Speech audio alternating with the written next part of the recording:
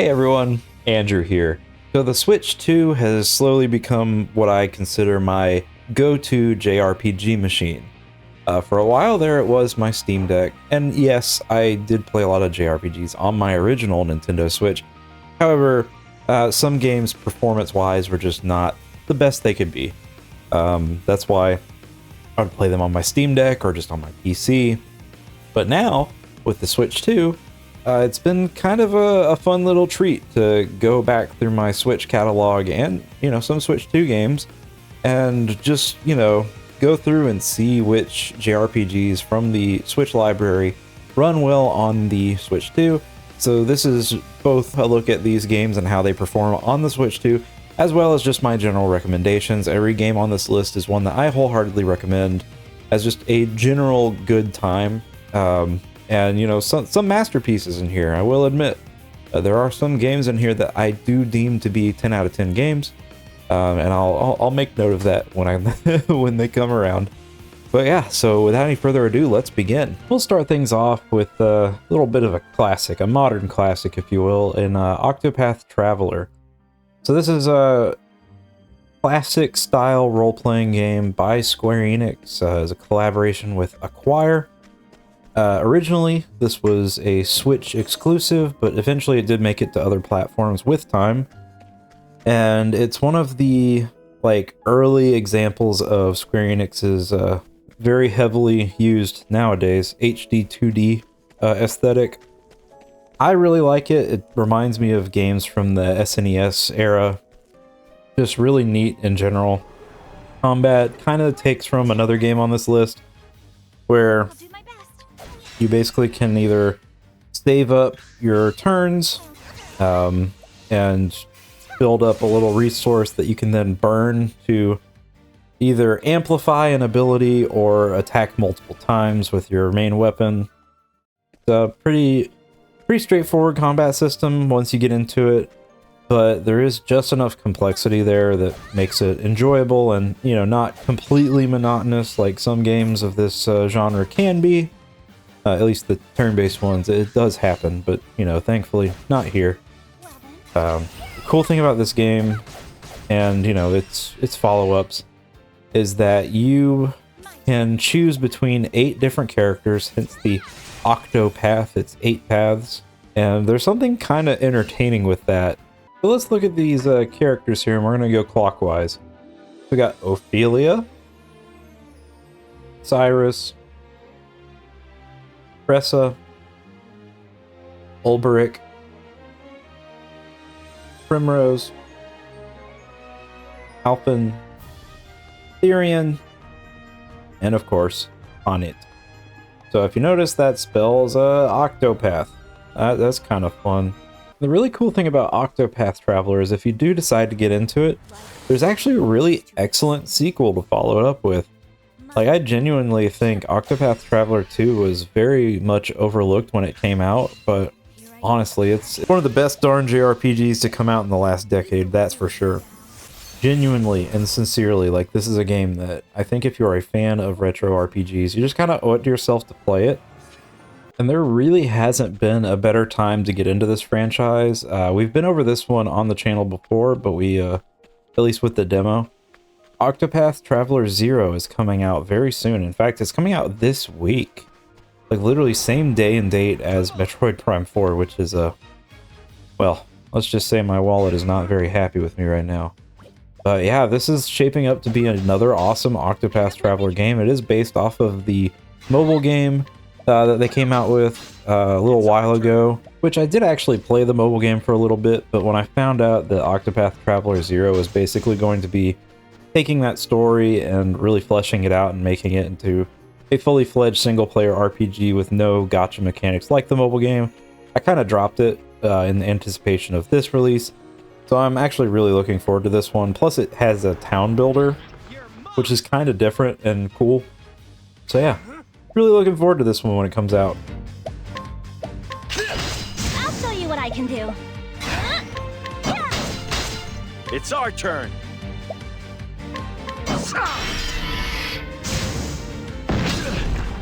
I'll show you what I can do. Ready. Got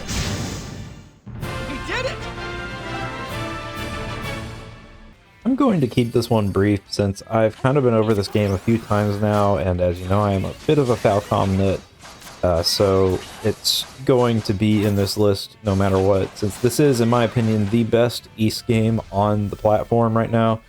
And that is, of course, X Proud Nordics. It is not out yet in the US or any other English-speaking territories. However, I've been playing the Japanese version for a while now, and I simply find it to be just stellar. Like, this is genuinely one of the best performing games I have seen out of Falcom on a Nintendo platform. Trails in the Sky first chapter remake is pretty close, but this is almost perfection in terms of like the quality and just performance that we have on display. So this is Adol's grand adventure in the Obelia Gulf. So he joins up with Karja, and they get a boat and they go on a big grand journey. They have these magical cuffs that make it so they cannot be too far away from each other, and that kind of pulls itself into a gameplay gimmick or mechanic, if you will, where you can attack as one, and also, like, you know, you're swapping between the two and using different abilities that are unique to one another. And you have a parry system that is also tied to slapping the button that you usually press to, you know, do your combination attacks. It's just a very fun to play game, and they really outdid themselves with this port in particular. I'm really happy with this, and I hope that this is a sign of things to come from Falcom. Since we're kind of on the Falcom topic, I may as well talk about Trails in the Sky first chapter. So I'm really proud of them for going in and updating this game on Switch 2 to have both the quality and performance mode unlocked. It was really disappointing at launch to see no options for that, but now we have them, so really awesome, can't complain. And just overall, this is probably one of the best games of 2025. I highly recommend you go play it. I've talked about it enough on this channel, so let's just move on.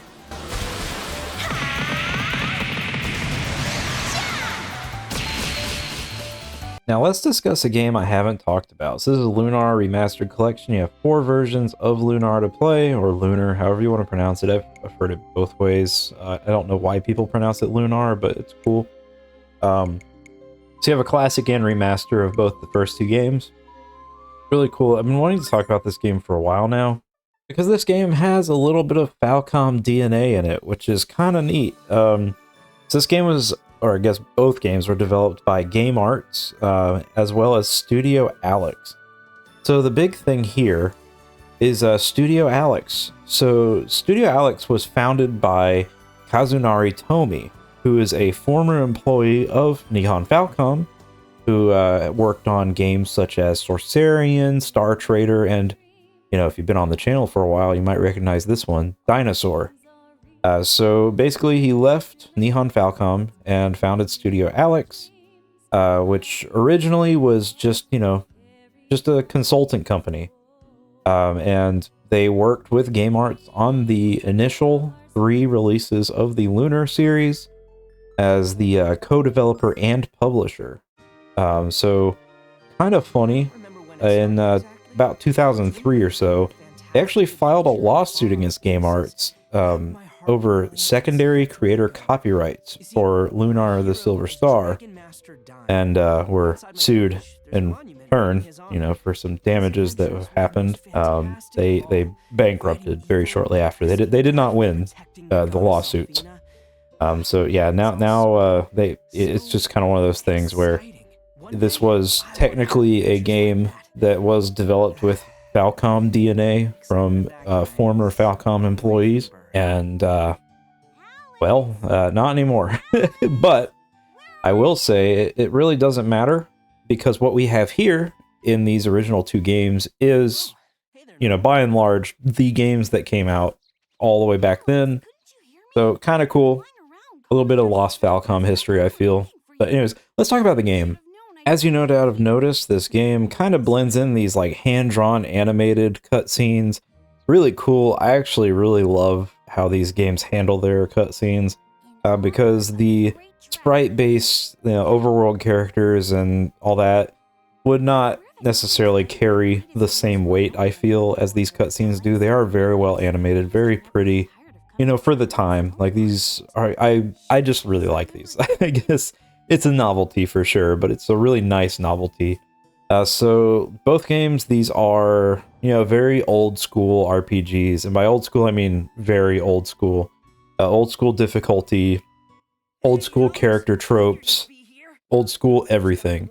But with the remaster, you know, you get really nice, just clean, crisp visuals. You know, the soundtrack it's iconic, it's classic. If you're a JRPG fan, you've probably heard a few of these songs before that are in this game. And the combat is actually really cool.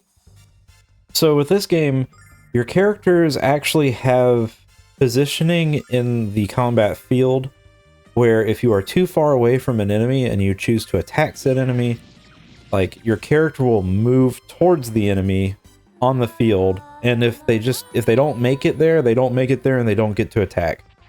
So you kind of, in some situations, have to play it kind of by ear. Like, if a particularly strong enemy is way out of reach, you probably don't want to try and approach it at the same time that it will approach you. So you might want to, like, kind of hang back and, you know, try to just play it safe and let it come towards you a little bit before you attack, that kind of thing. It's really interesting that they went with this dynamic combat system for this game, and I think it's just overall a treat to play. It's not going to be for everyone. I know that for a fact, because I've talked to a few friends over the years that absolutely hated these games. I love them. They're very special to me, but they also are kind of a part of my childhood in a way that, you know, just I don't really get to talk about that often because it's just kind of obscure and weird. But here we are with a really fantastic collection on the Nintendo Switch, you know? Obviously, this runs beautifully on Switch 2, as you would expect. There's no problems whatsoever with it. And yeah, easy recommendation for anyone that is into very old school RPGs. And even if the tropes are definitely there, I still find it very charming.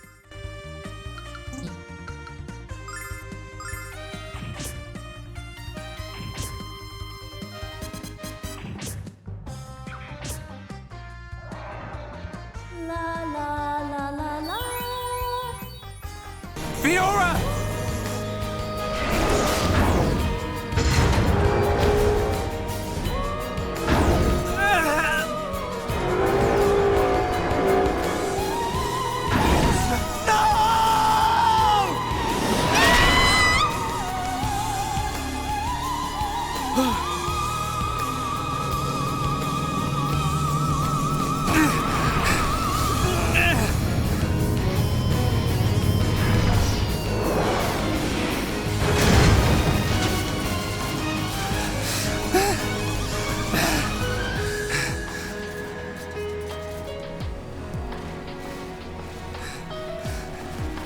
I'll kill you!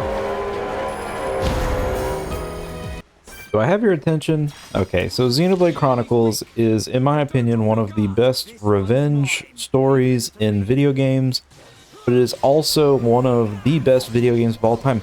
In fact, I will go so far as to say that Xenoblade Chronicles 1 is my favorite game of all time, right alongside Final Fantasy XIV.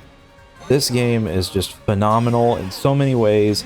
It takes the very simplistic combat that, you know, initially you're like, oh, this is, you know, it's an auto combat with some skills, and it runs away with it. You unlock so many abilities that make the combat very interesting. You have chain attacks, which are always satisfying to pull off. And the thing about it that has always blown me away is this was originally a Wii game, and I still have my Wii copy to this day, and I cherish it greatly because I actually bought this game day one when it came out on the Wii. Like, I've had this thing pre-ordered. This was part of Operation Rainfall, and, you know, it's one of those things where we almost didn't get this game, but honestly, I'm so glad we did, because this is just one of my... here's a really good example. So, look in the distance. Any other RPG, you'd be stuck on this bridge, right? Well, watch this. I'm going to do something a little crazy. Yeah, that's right. I jumped. And guess what? There's stuff down here. Now, bear in mind, this was a Wii game originally. The scope of these areas, absolutely insane. And the story and the characters, they're all so well done. And the soundtrack, it's just one of those soundtracks that's going to be with me forever. I just love it way too much. And you know, it's just one of those things like when my first child was in the womb, I played Xenoblade Chronicles music for him, and you know, for a long time during his early days of life, I played more Xenoblade Chronicles music for him. It's just that important to me. Like this game was transformative. Like it just did so much for me, and like it came out at the perfect time in my life, and it's part of my, well, my everything, my personality, like my everything. I just adore this game in particular just so much, and honestly, I need this game to get a Nintendo Switch 2 upgrade ASAP. In fact, I need Nintendo Switch 2 upgrades for this, and I'm going to show the other three. But basically, every Xenoblade game needs a Nintendo Switch 2 upgrade, because, man, I would love to see these games operating at 4K 60 FPS. Or you know, just 60 FPS with a higher resolution. I would take 1440p, you know, with some DLSS upscaling. Like it's just that good. Like I've played these games so many times throughout my life at this point, where I just you know what, I'm probably gonna play through it again, you know, and I absolutely will play through it again if they give me my god dang upgrade pack. Like just genuinely, this, just listen to this.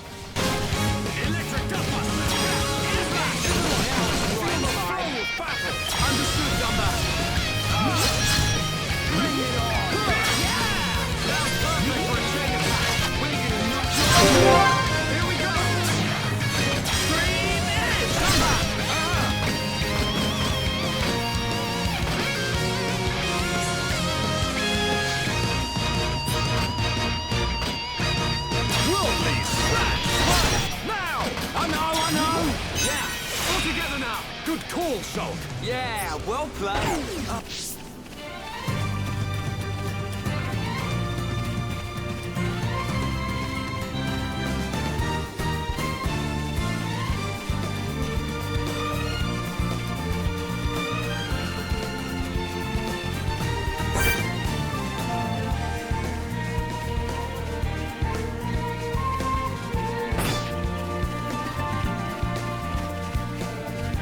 Nintendo, I beg of you, please, just do it for me. Give me proper Switch 2 upgrades for this game, and you know, the next few games I'm about to talk about here. Honestly, if any of these games in this series need the upgrade pack the most, it's probably Xenoblade Chronicles 2.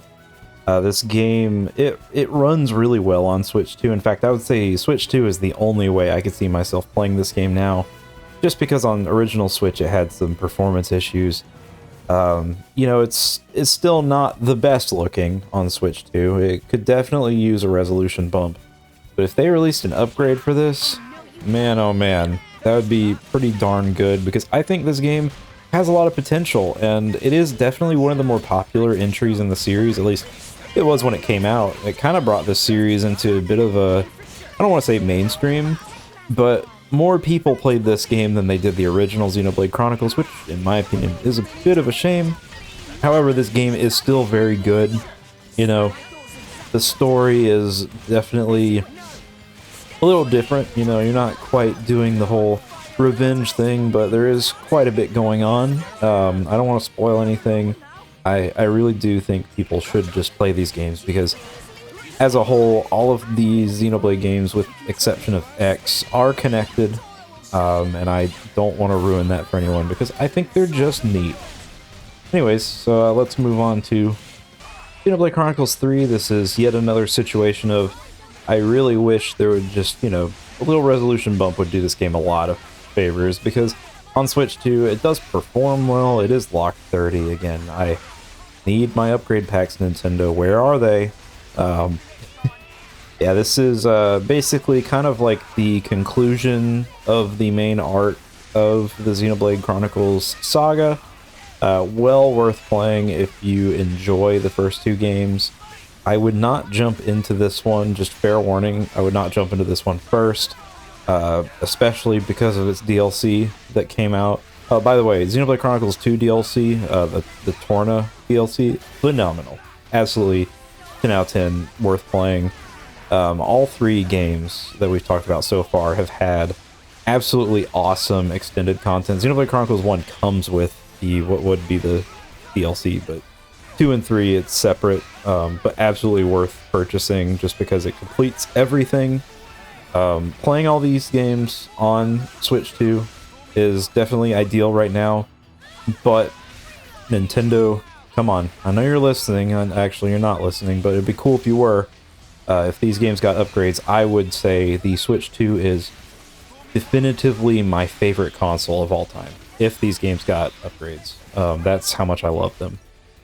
Of course, I can't talk about these games without talking about Xenoblade Chronicles X. This was a Wii U game originally. It was exclusive to Wii U, and I played it day one. I have the collector's edition on my shelf on the Wii U, and you know, it's one of my favorites as well.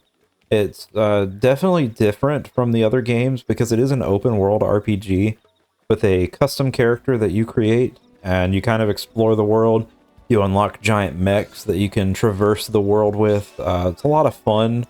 Just in general, like, there's a lot of freedom in this game. Like, you can genuinely max out all the classes if you so desire before you even really do any story content. Like, it's kind of crazy. But yeah, it's got a really awesome sci-fi setting. Cool aliens to fight. Just in general, really neat if you're into, yeah, as I said, like sci-fi settings, and if you really enjoy the combat of Xenoblade Chronicles 1, this is basically an evolution of that in particular. Xenoblade Chronicles 2 and 3 slightly altered the format a little bit and removed the menu system and basically replaced it with just button inputs, which is fine. But this game, to me, is kind of one of the essentials on the Nintendo Switch 2. It is sadly 30 FPS. I really do also think this game deserves an upgrade pack, because this game running at 60 frames per second would be absolutely phenomenal. And I know it's possible that these games are kind of hard-coded to run at 30, but you know what? A man can dream, and I dream of every Xenoblade Chronicles game running at 60 frames per second on my Switch 2, because that would make me insanely happy. I need to stop talking about it, because it not having the upgrade packs at this very moment in time is kind of making me depressed. So let's move on to another JRPG gem on the Switch 2. And this game is actually, it was a launch title for the Nintendo Switch 2. So this is a really awesome remake of what I kind of feel is not necessarily an overlooked gem, but one that doesn't quite get the appreciation it deserves, because when this came out, I saw a lot of people were kind of just like, whatever, like, it's out. You know, it's a good game, but it's whatever. It's just a 3DS game. However, that's kind of selling it short, because Bravely Default is probably one of the best JRPGs from the handheld era. It was one of my favorite 3DS games for sure, like absolutely without a doubt, right alongside the likes of like Shin Megami Tensei 4 and Apocalypse. Like, genuinely, this JRPG is a absolute treat if you are into JRPGs of old. This originally was a Final Fantasy game that was eventually rebranded, and is the first of the kind of funny titles that Square Enix has just kind of been pushing around, you know, like your Triangle Strategies, your Octopath Travelers, your Dio Field Chronicle, like all the wacky, weird games they've come up with. We have Bravely Default to kind of thank for that, because literally in the combat you can brave or default, and braving is basically similar to what you do in Octopath Traveler, where you can use a brave point to use more abilities or attacks, or you can default, which is basically like defending, and gain extra brave points that way, so that you can basically either use them all up and not be able to act for a few turns, or you can conserve them and build them up and then kind of use them as a burst. This game is definitely a comfort food RPG for me, but it does get pretty challenging, I'm not gonna lie. Also kind of fun, they actually have 2 mini games that you can play on Switch 2. So you have 2 mini games here. You can do a rhythm mini game, which is kind of fun, where you're catching notes, and there's also one where you're doing kind of like a sky, like your airship. You get to do like first-person airship traversal with some mini games, and you do both of these using mouse controls, which is really cool. This is one of the few games I have on the Switch 2 that actually utilizes the mouse controls. It's kind of fun. It's not necessarily the best thing ever, but it's definitely a neat little bonus. Yeah, Bravely Default. I highly recommend it, and the sequel is on the original Nintendo Switch, so you can play it on your Switch 2 as well if you so desire. Everything that lives is designed to end. We are perpetually trapped in a never-ending spiral of life and death. Is this a curse? Or some kind of punishment? I often think about the god who blessed us with this cryptic puzzle, and wonder if we'll ever have the chance to kill him.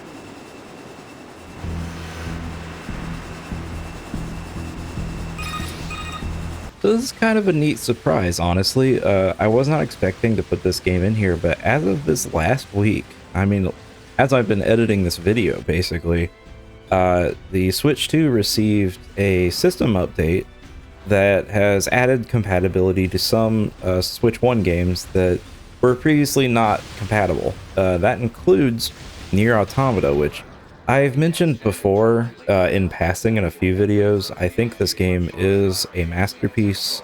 Definitely one of my few 10 out of 10 games, for sure. The Switch port was very admirable for the platform. I did enjoy it when I played it on a rather long road trip. I thought it was quite passable. It had some frame rate issues here and there. It wasn't perfect, but again, it was enjoyable enough to where I got through it a good bit. And, you know, checking it out now on Switch 2, it actually is pretty respectable. Once again, like, it is a locked 30 FPS, but it looks good. It's stable, and the action is just as fun as it is on other platforms. The game is virtually the same outside of the obvious performance differences. It would be really cool if Square Enix, you know, got it platinum or on the line, you know, and just said, hey, release, let's make a patch, you know, let's get a patch out there, get this thing running 60 on Switch 2, just like they did with Dragon Quest III HD 2D. Like, it would be really neat to see. I don't expect it though, considering this release I think is pretty much done and dusted for Square Enix, and probably not a lot of people think about it anymore, you know. But this is a really cool port to have on Switch 2, especially if you can get it physically like I did. Easy recommendation for sure, even if the performance is not the best. Like, if this is the only way you can play NieR Automata, I still recommend it wholeheartedly. If you can play it on PC, that is obviously the way to go. Even on PS4, PS5, just definitely play this game. 100% play this game. Like, I implore you, this is genuinely one of the best games ever made. So now I kind of want to address the Atlas in the room. So you can't have a JRPG list without at least mentioning a few of these games, and I feel like this is the point of the video where I just have to do it. So first I want to talk about Shin Megami Tensei 5, in particular Vengeance. The version to get, I do have a collector's edition of the original SMT5, which, you know, I do love quite a bit. SMT5 was actually one of the first games announced for the original Nintendo Switch, and it took a very long time to come out. And I know opinions are a little mixed on it. As a fan of SMT since the original version of Nocturne on the PS2, I actually really like this game quite a bit. I don't think it's as good as SMT4 or Apocalypse. However, those games were kind of very special for some reason. Like they cooked really hard with those. Like they made some genuine gems with both of those games. But SMT5 it's a good time. Like it's genuinely a really strong showing from Atlus that I think a lot of people gave it flack because it wasn't Persona.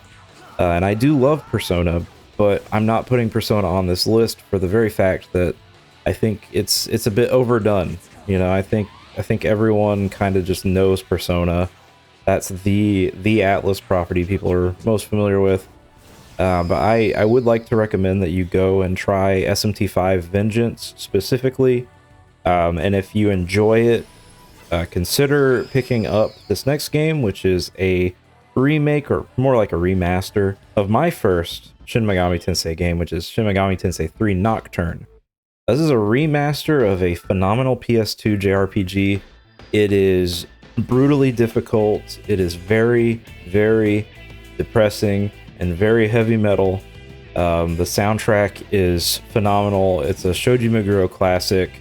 I have this soundtrack on vinyl in particular. It is just one of those games, you know, where I just had to have the vinyl soundtrack, and I love it so much.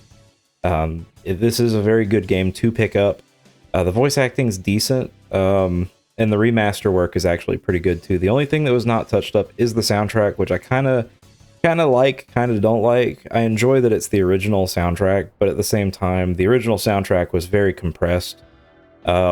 And sadly, even looking up on YouTube, you're probably the best bet you're going to get for the highest quality sound out of this soundtrack is to get the vinyl, which is really funny and pretentious for me to say, but it's true. Anyways, SMT3 Nocturne, worth a play, absolutely. Great on Switch too. Just looks and runs really well here. And again, it's one of those very memorable PS2 JRPGs. And speaking of memorable PS2 JRPGs, this one is another Atlus game, kind of niche, but I say niche. It's a niche of a niche, if that makes sense, and that is for Devil Summoner, I think they just call this Raidou Remaster, right? One sec, let me double check that. Okay, so it's Raidou Remastered. Thank you for the clarification on that title screen. Very cool. So I knew this game for many, many years as Devil Summoner Raidou Kuzunoha versus the Soulless Army. However, I guess little American brains are probably afraid of that title due to the words Devil Summoner and also the words that are Raidou Kuzunoha and the versus the Soulless Army. You know, the very long subtext there. But I digress. So good old Raidou Remastered, as they now call it, is a new, I don't want to say new, it's a really unique take on the Shin Megami Tensei format. You're still doing some of the same things, except in this one you're playing as a detective, trying to solve mysteries. It's pretty cool in that regard. But you're also partaking in hack and slash combat, which this has been revised from the original version. It's much, much faster and much more engaging in this entry than it was in the original version of the game. Ton of fun. Looks great on the Switch too. Really love this game in handheld mode. Like, genuinely, this game is worth a buy, especially if you can get it on sale. It is sadly one of them gosh darn game key cards, but you know what? I don't mind that too much for these games. When I'm buying them physically, I like to just have them as shelf presents more than anything, so being a key card is not the end of the world for me. But this is a really cool game. I think you can get it pretty cheap usually, like on sale. So I do highly recommend it, especially if you enjoy the idea of playing an SMT game but kind of prefer like action games. This one has some really darn good action, and the way you control your allies in combat is a lot of fun, and you use your little allies to also kind of do like interrogations and other detective-y things. So it's just a good game. Like, I genuinely am glad they remastered this. I really hope we get a remaster of the sequel, which is Raidou versus King Abaddon. That'd be really cool. I'd like to see that a lot. But honestly, Atlus, come on, it's time. We need a DDS 1 and 2, and then, you know, a DDS 3, please. Like, Digital Devil Saga is peak Atlus. and I want it so bad. But for now, this is genuinely one that I do think you should play. Also worth noting that Raidou's battle theme kinda rocks. If that matters to you, it does matter to me, and yeah, I just go play it. Alright, so we're gonna kind of keep things in line with games that were on PS2 that I really liked, that I can now enjoy on my Switch too. Next up, we're gonna be talking about .hack GU Last Recode. This is a 4-in-1 package, which already, that's pretty darn good value. You have .hack GU Rebirth, Reminisce, Redemption, and the new for this entry, Reconnection. So basic plot synopsis, tell me if this sounds familiar, is you play as a lad named Haseo, and he is going after a player that goes by the name of Tri-Edge, who kind of looks like a character from the previous .hack series. And basically this Tri-Edge killed his best friend Shino in the game, which caused her to go into a coma in real life. You die in the game, you get a coma in real life. That sounds familiar. Oh wait, my note says that the quote is, you die in the game, you die in real life. Okay, so maybe the stakes aren't as scary in .hack. However, that plot line should sound very familiar, as I firmly believe Sword Art Online kind of took a little more than just inspiration from .hack. Especially considering .hack takes place inside of a fake MMORPG. So this is a kind of, I don't want to say hack and slash, it's very reminiscent to the next game on this list in terms of its combat system being a semi-action combat system that has a little bit of depth in terms of like your skills that you use, as well as a really cool system called Rengeki. And yeah, it's just it's a PS2 classic that I do wholeheartedly recommend. The soundtrack's pretty good. Story is pretty good as well. It's a little bit tropey, but that's kind of expected with these anime adjacent RPGs of this era. But honestly, I wouldn't have it any other way. It's super charming, and the world is enjoyable, and the characters are great. So I do think if you are into PS2 era specifically, like those RPGs, you really can't miss out on this package. And you know, I can't make a list like this without talking about one of my favorite JRPGs of all time, Final Fantasy XII. You know, you got the Super Chad and Balthier, the weird street kid and Vaughn, you got Pinello, Bosch von Rosenberg, Fran, Ash, like just some really cool characters in terms of Final Fantasy, some of the best characters in the entire franchise. So cool that a couple of them, Fran in particular, appear in other entries. Like, you know, you got Fran in Final Fantasy XIV as a sub character during one of the Alliance raids.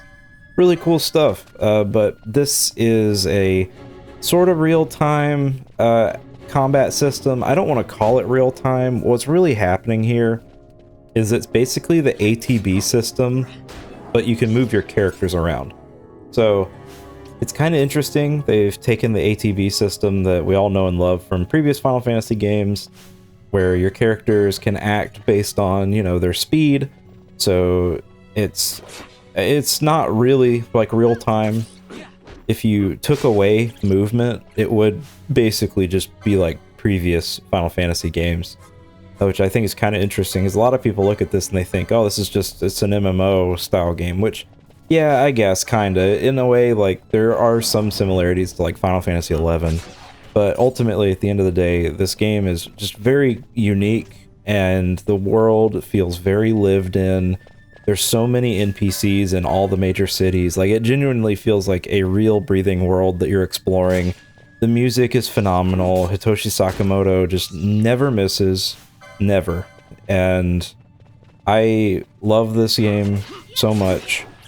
It's such a unique entry in the franchise, and I think between the world, the characters, the story, and just the moment-to-moment gameplay, like, it's just a very magical experience that I think everyone should share.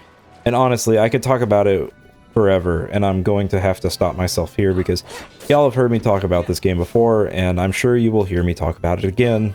So let's just move on.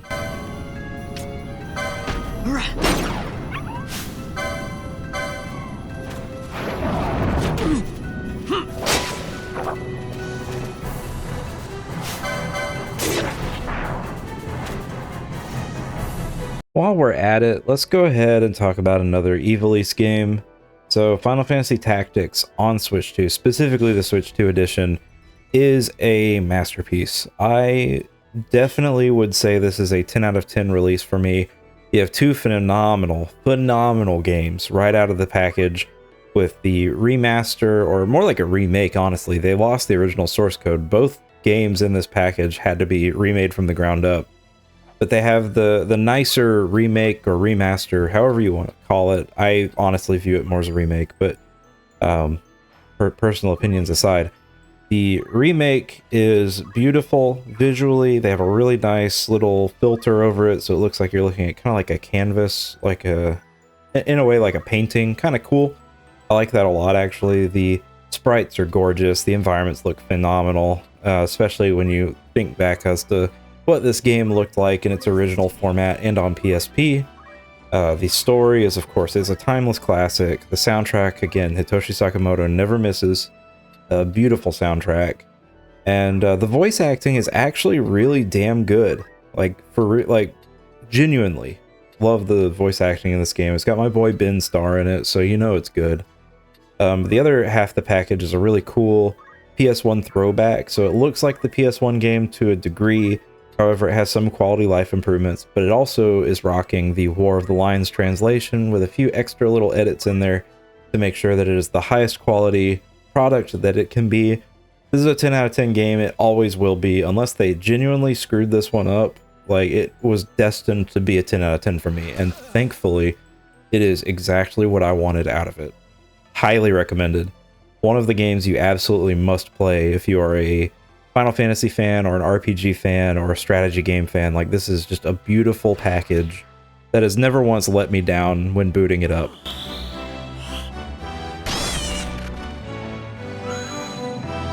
You know, there's another PS1 RPG that's been remastered in recent memory that's actually really darn good as well. So this is Chrono Cross. I'm going to be a bit brief with this one, but this is a sequel to Chrono Trigger. It's a PS1 classic. Very nice visually for a PS1 game, I have to say. Of course, it is a remaster, so it's a bit cleaner than it used to be. This is another JRPG that has a world that I think is just really unique and interesting. And the combat system is a little confusing at first, for sure, but once you get a hang of it, like, it's pretty fun. The music in Chrono Cross, though, is honestly its highlight and probably my biggest selling point for it, because the soundtrack to Chrono Cross is absolutely beautiful. The characters are fun, and the world does feel pretty lived in, which I've always been impressed by walking around the first little town. Like, whenever I started this game up, even on the PS1, I was always like, man, this game feels like there's life to it, and it definitely feels that way throughout. And yeah, it's just a simpler game that I do think I would recommend. This one comes with the caveat of, are you into PS1 era RPGs? Because this is definitely one of the most PS1 era RPGs of all time, and that is by no means a bad thing. In fact, it's a really good thing to me personally. It's just something that I think in the modern day is a bit of an acquired taste, but you know, if you have that acquired taste, then absolutely this is one of the better games, I think, of the PS1 JRPG era. It's not quite gonna, I mean, it's not gonna be like your Final Fantasy VII, you know, or your Final Fantasy IX, or even Final Fantasy Tactics, of course. But it's definitely an interesting game to play, especially if you play Chrono Trigger right beforehand. Kinda sucks we don't have Chrono Trigger on the Switch, but I mean, you know, we do what we can.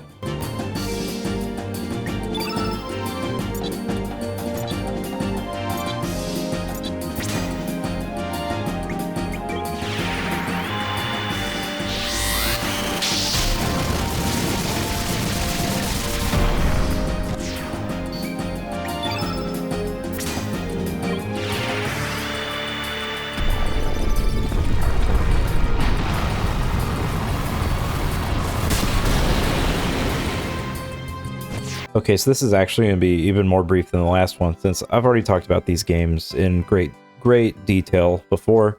This is the Etrian Odyssey HD collection. We are currently looking at Etrian Odyssey 3. I love these games. They're a very crucial part of my youth. I played these on the original DS. And then you played later entries on like the 3DS with Etrian Odyssey 4, which please Atlas remaster Etrian Odyssey 4. I need that on a modern hardware. These games, you go in, create a party of adventurers, do some classic first-person dungeon crawling, fight some monsters. They get pretty hard for sure if you don't know what you're doing, but these games, they're really rewarding and are just worth your time pretty much on any platform you could play them on. I managed to get my hands on a physical copy of this for the Nintendo Switch, and honestly, it's one of my favorite things on the shelf just because it lets me reminisce of, you know, my youth with these games. I still have my physicals for these somewhere in storage, I'm sure, but it is really nice to just have one package that contains all 3 entries from the original DS. Absolutely worth playing, highly recommended. Now for something completely different. This is Tokyo Mirage Sessions, or TMS, or Shin Megami Tensei X Fire Emblem, however you want to look at it. This is an Atlas RPG, very similar to the Persona franchise, except instead of using personas, you're using performas, which, sure, we'll go with that, Atlas, thanks. So instead of regular personas, your little summons, your performas or whatever, take the shape of different characters from the Fire Emblem franchise, which is already kind of a cool idea. But then they decided to go and make this a game where, well, it's idols. Your characters are an idol group, and they do little dance routines and have songs, and very bizarre, very strange. This game is definitely a guilty pleasure game.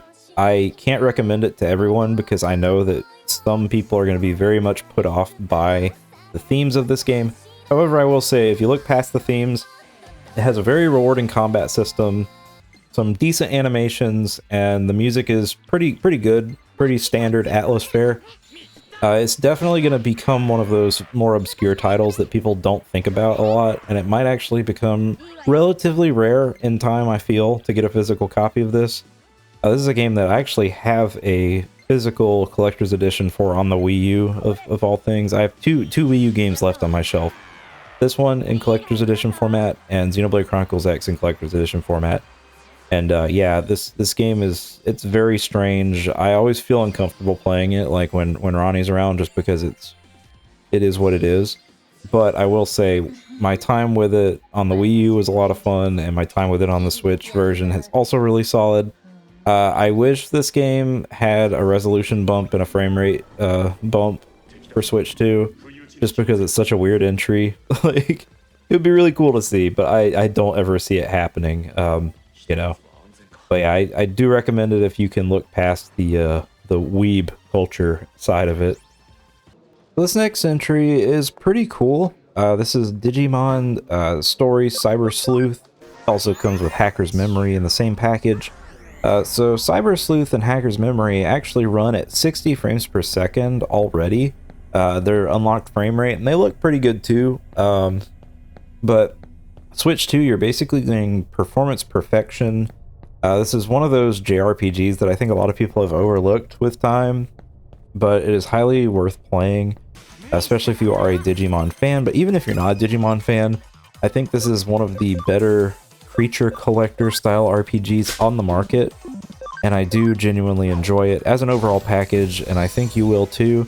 Really hoping that we see Time Stranger pop up as a Switch 2 edition, but honestly, I wouldn't hold my breath, but that's okay, because what we have right here is surely more than enough to hold you over.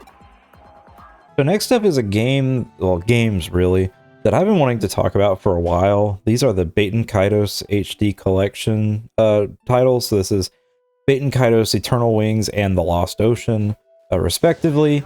These are GameCube RPGs by Monolith Soft, which, if that name's familiar, well, they kind of worked on Xenoblade Chronicles, which is, as you know, one of my favorite games, if not my favorite game of all time. And Baten Kaitos is it's a cool one. So basically, humanity is living on these floating continents, and humans have evolved to have wings that allow them to fly for, you know, a little bit of time. And you use these cards known as Magnus to store objects and powers. So, like, you can store water into a card or something like that, and then use it on fire, etc., etc.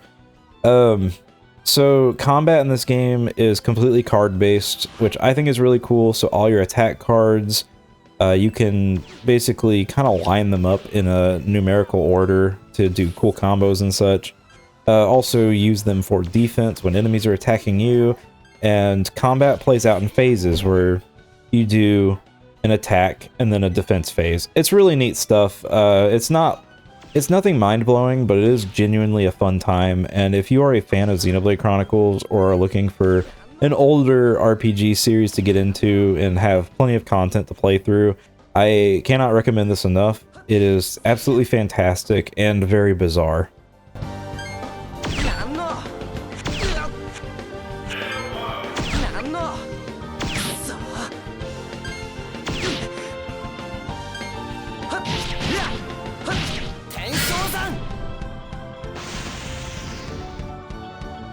This next game was a very pleasant surprise for me. I am a massive Monster Hunter fan, so seeing Monster Hunter Stories 2 running on Switch 2 at 60 frames per second in decent resolution, not the best, but decent resolution, had me really excited because this is a game that I previously did enjoy on Steam, but kind of like sat on my Switch copy just because I didn't really care for the performance dips that could potentially happen at times.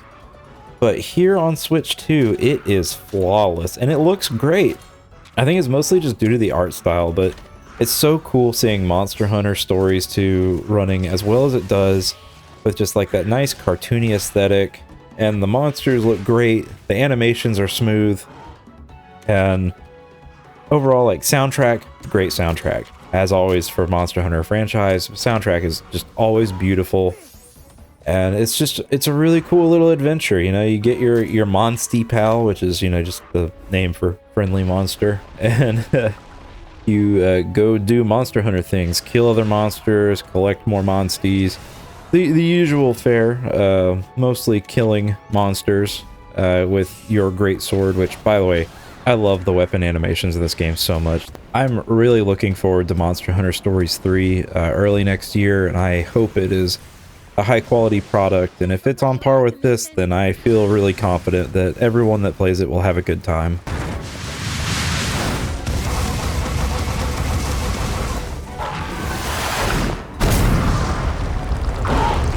So next up, I actually want to talk about two games. They are from the same series, but they are very different games. That is for Valkyria Chronicles 1, and then also I will be discussing Valkyria Chronicles 4. So these games are really neat strategy RPGs that take place in kind of like a World War I kind of era feel. Obviously, there's some sci-fi and fantasy elements involved as well because it is a RPG by Saga. It's very Japanese, but it has a beautiful, like, hand-painted watercolor aesthetic that I really enjoy and have always enjoyed. I remember getting the original on PS3 ages ago for Christmas and just falling in love with it. Fun fact for anyone that's into Skies of Arcadia, there's actually you can play as Vice in this game as a recruitable unit, which is really cool.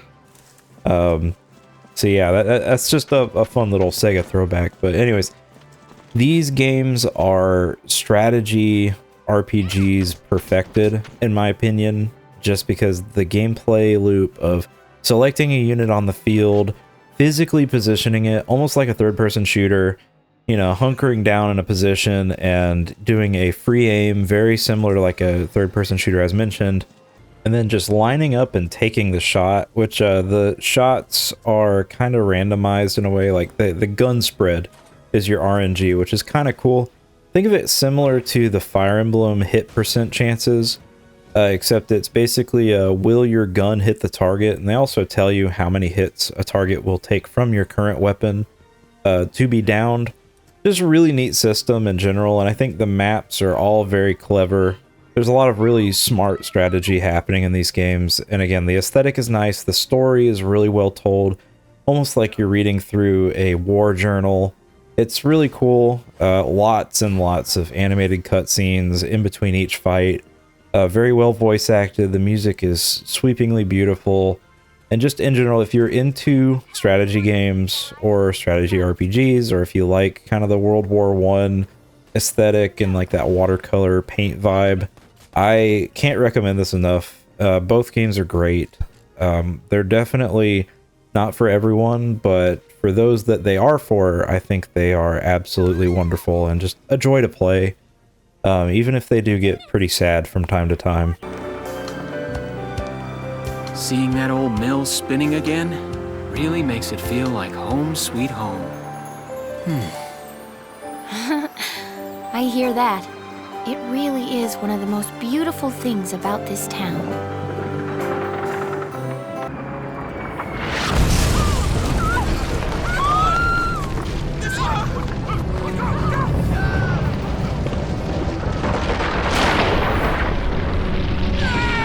So these next 3 games I'm going to go over briefly. Despite there being 3 of them, I'm just going to kind of blast through because I'm actually planning on doing a full video talking about the Tales of franchise and in their entirety on Switch 2.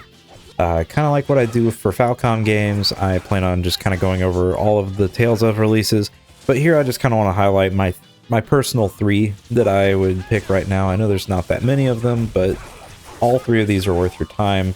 But I'm going to go ahead and say Tales of Vesperia is probably the best of the bunch to play on your Switch 2 because this game is running at a very smooth 60 FPS and it looks great. Phenomenal soundtrack as always for the Tales of games. Great characters. Pretty decent story. Not my favorite, but it's decent. And a really cool like fantasy world setting that, you know, Tales of games are generally pretty decent worlds to explore. But this one has a very interesting and cool traditional fantasy vibe that I really like. And, you know, Troy Baker as main character, protagman, pretty cool. We like that in our RPGs. But yeah, I do recommend, if you're going to pick up any of the Tales of games, play Vesperia just because 60 frames per second feels really good. The combat system it's nice. It's not my favorite in the franchise. We'll get over that very shortly. Yeah, I do highly recommend Tales of Vesperia.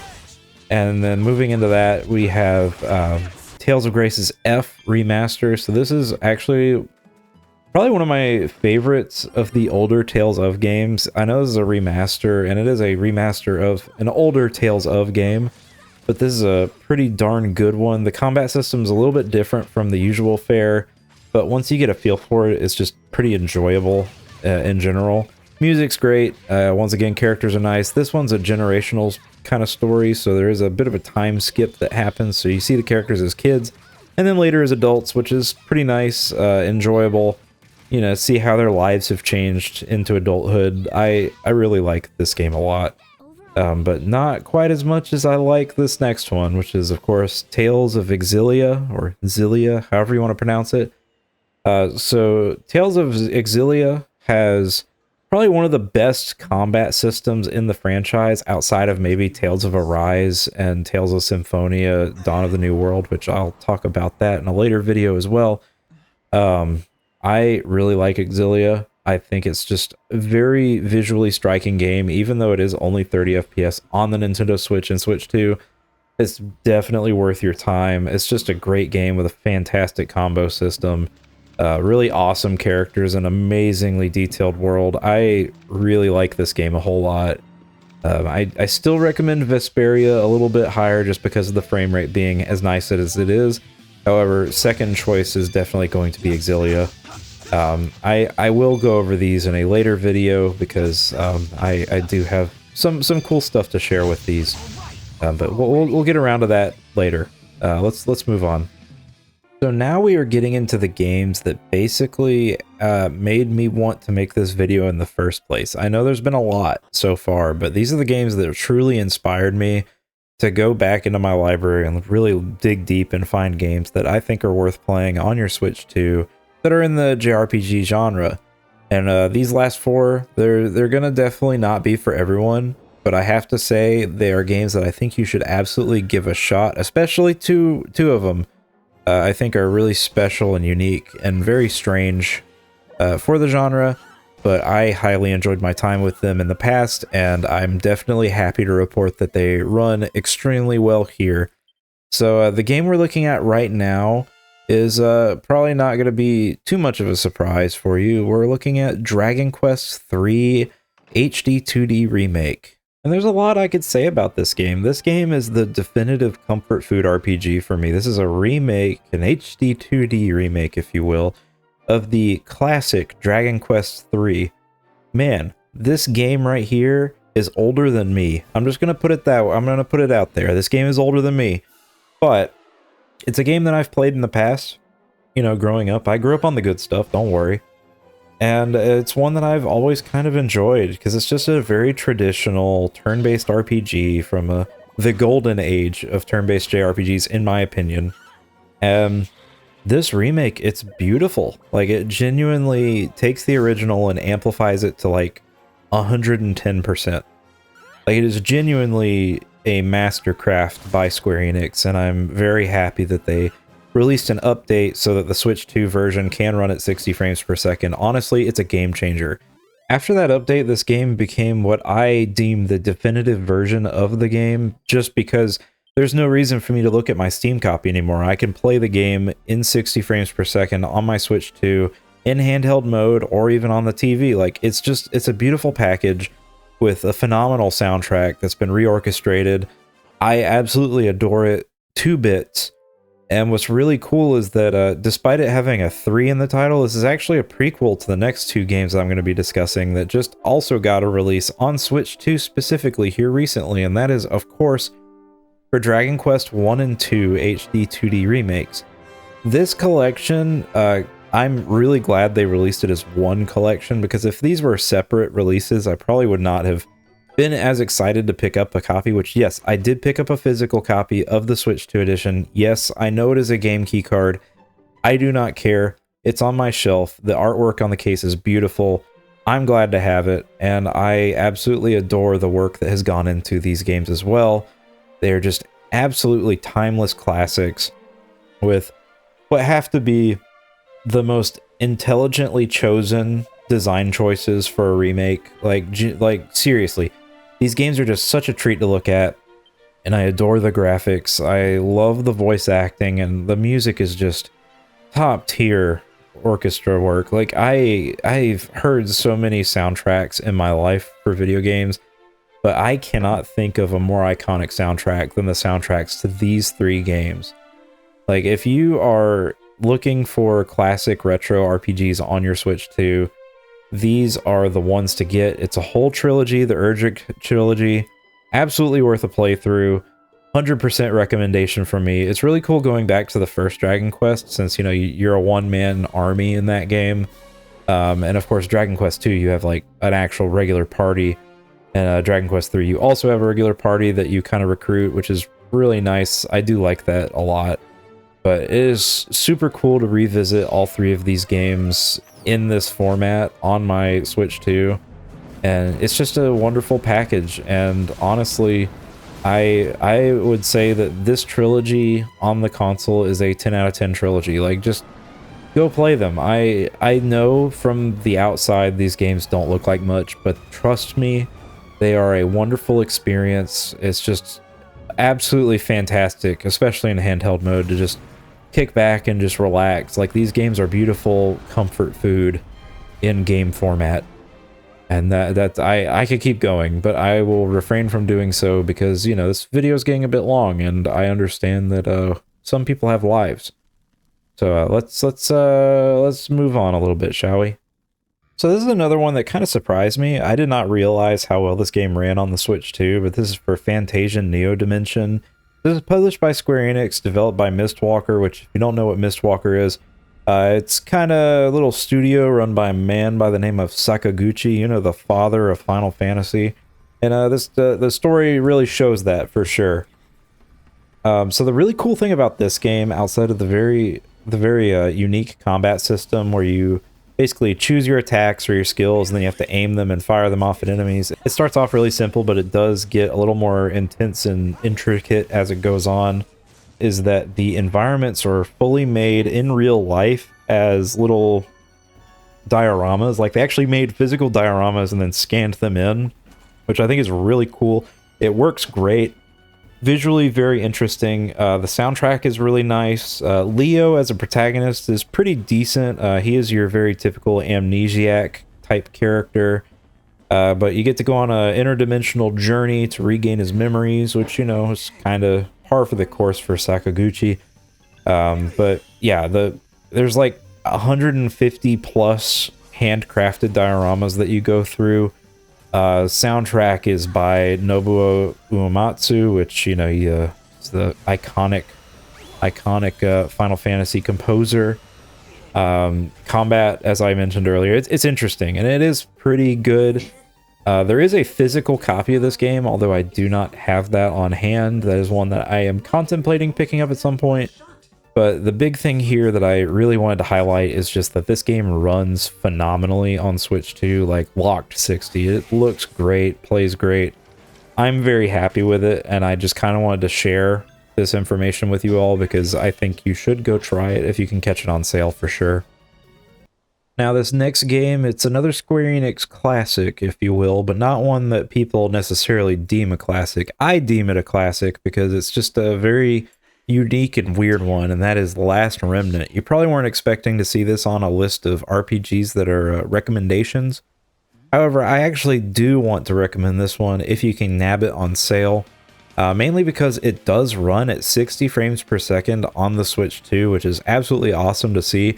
But this game's also very unique and weird. I think it's almost become a bit of a cult classic in recent memory. People have kind of revisited it and realized, man, this game is actually pretty darn good despite how weird it is.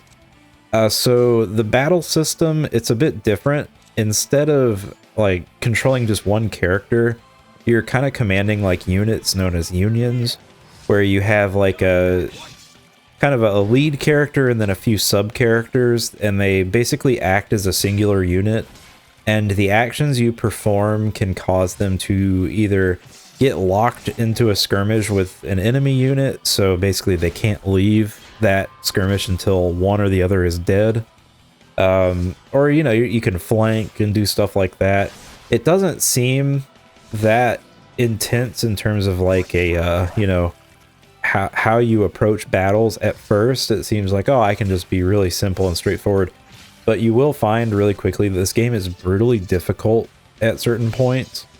And it's really neat once you fully engage with the combat engine and figure it all out and just learn how to play the game. Like, there's a lot to take in. Like, combat looks really good. It is a rated M game for blood and whatnot, so that might be a little off-putting for like 2% of you. But it's a really cool game. Rush Sykes is a goober. He's weird. He's looking to rescue his sister. You know, that's kind of how it is at first. But of course, gets involved into a pretty hefty political struggle. And, you know, there's lots of like just cool stuff going on. It's very tropey. However, I actually really do like this game a whole lot. Again, the combat's really interesting, but the music is also top tier as well. I will say the soundtrack to this game is shockingly good. But you know, it's just crazy that like this game came out in 2008 initially, and I'm talking about it now in 2025 as if like people just never played it. You know, obviously this is one that I think over time has just aged a bit better, because I think at the time of its release it wasn't necessarily what people were wanting out of an RPG, but nowadays everyone's wanting something different, you know, and I think this is potentially that something different for you. And I do wholeheartedly recommend it, especially on sale. Usually it's only $20 on the eShop, so it's not like a super crazy investment to begin with, but it's one that I do think is well worth it because it's got very deep customization, like equipment upgrades and everything, and you know, you're collecting materials off of enemies and all that good stuff. And the combat's just really cool to watch. It is really engaging to play with as well once you figure it out. So yeah, it's a good recommendation from me, but it comes with a caveat: if you have to be prepared to play a very hardcore game if you do pick this one up.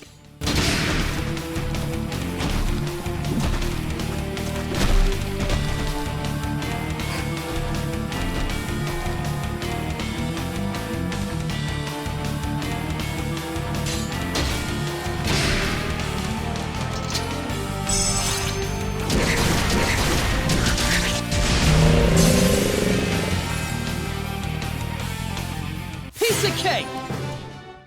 This last one is particularly special to me. This is a remake of the 1993 RPG Romancing Saga 2. So this is Romancing Saga 2 Revenge of the Seven Switch 2 edition. So it is a multi-generational storyline, which is really cool. Very, very traditional style JRPG. You play as various different emperors, and you have to defend your kingdom from different enemy threats. There's like 30 something classes. I want to say there's like 33, 34 classes in this game. There's a lot. And basically you are in control of just various protagonists that are from the same lineage across multiple generations, with the ultimate goal of defeating the 7 heroes. So this came out in like October of last year for the original Switch, as well as I think Xbox and PC. But when the Switch 2 came out, there was eventually a Switch 2 edition that rolled around. I don't remember if this was a launch game or not. I ended up getting it a little bit later on sale on the eShop. But this game right here, ladies and gentlemen, this game right here is probably one of the best JRPGs I've played in a while. So it has turn-based combat that seems very straightforward at first. You know, enemies have weaknesses, your characters have different weapons to exploit those weaknesses, as well as magic to exploit those weaknesses.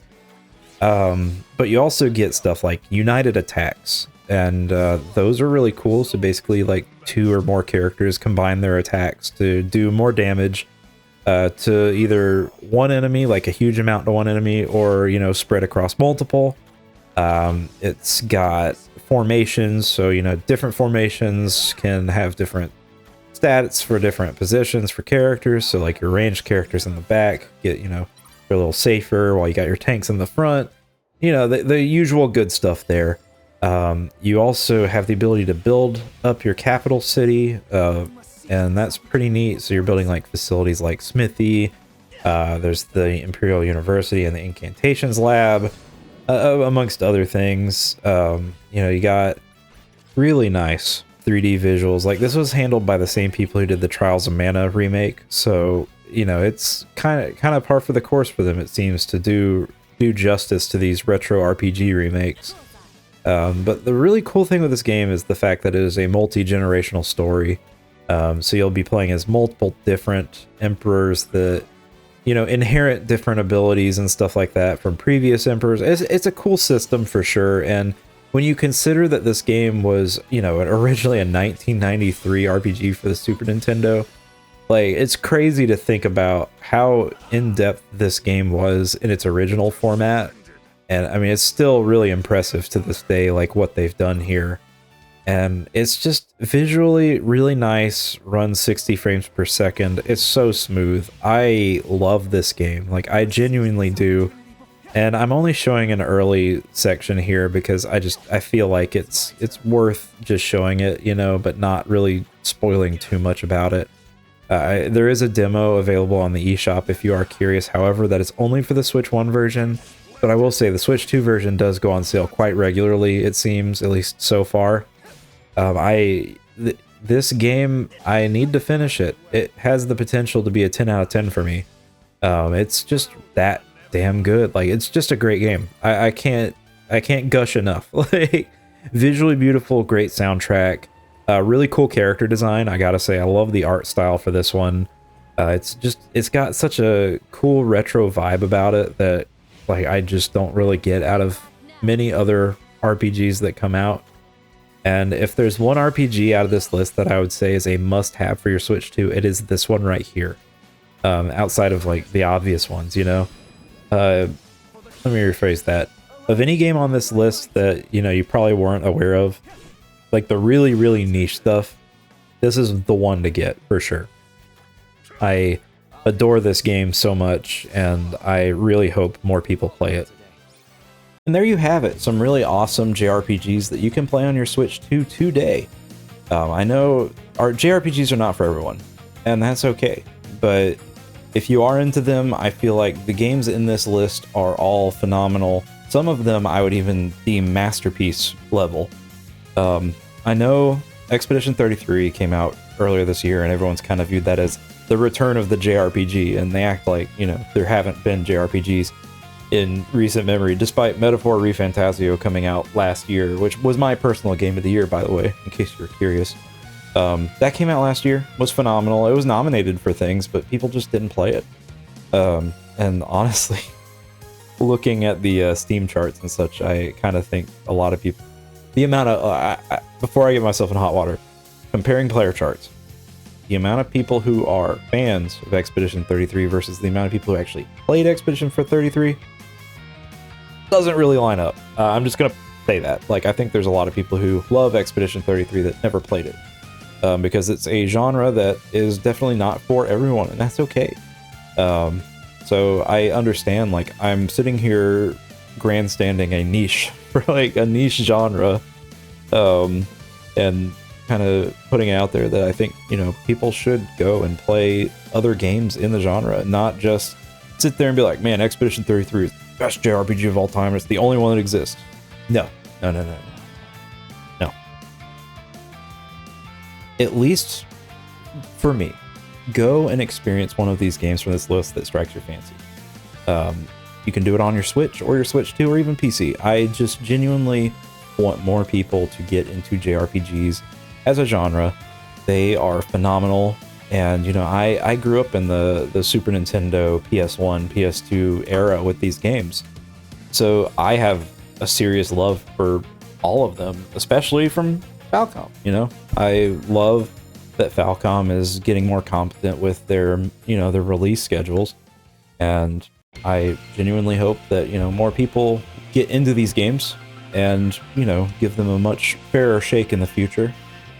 So yeah, also, I gotta say it, we set up a little thing on the channel. I wasn't really sure if I was going to, but I feel like it's time. It's well worth trying it. So special thanks to our members. In particular, I gotta give a massive shout out to our first member, Corlith. Thank you so much, Corlith, for being a part of this journey. Really appreciate you and your comments. They're always so nice to see. The positivity is just fantastic, and honestly, we love you here at RNA. Like, you are a fantastic part of our community. Love to see you on the Discord, and yeah, just really thankful for you to be here with us on this journey. You know, it's been interesting, you know, like a few months ago we were like 300 something subs, and now we're almost to the 1,000 sub goal. And honestly, like, wouldn't be here without people like you, Corlith. So thank you so much. I really genuinely appreciate you. And you know what? I appreciate all of you that have joined us on this journey, all of our subscribers that we've been gaining over the last few months.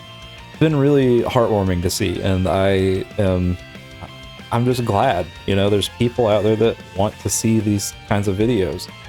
And, you know, I'm glad that my message of good vibes and good games is getting out there. You know, sharing my love of niche content it's just, I don't know, I can't put it into words how thankful I am for all of you. And once again, at 1,000 subs, I've said it so many times, massive video for me to make. It's going to be an interview with a really cool person, little long forgotten piece of gaming history that I think will be interesting to probably most of you here. And if you're in the fighting game community, it'll be really cool to hear from a direct source. So look forward to that. Yeah. Hope you all have a wonderful morning, afternoon, evening, wherever you are in the world. Hope you found some cool JRPG to play. You know, this list, it's phenomenal, but there are more out there. And you know, if you got any more you want to see on the Switch too, just let me know in the comments. I'll check it out. And you know, if you like what you see, you know, consider liking and subscribing. And if you really like what you see, you know, we've got membership options now. And I'm gonna do a little thing here that you're gonna see right now. How cool is that? So yeah, you're gonna get your name in the video for everyone to see. I'm going to personally be shouting out any new members that we acquire over time, and you know, just keep the good times rolling. So without any further ado, I'll see you next time.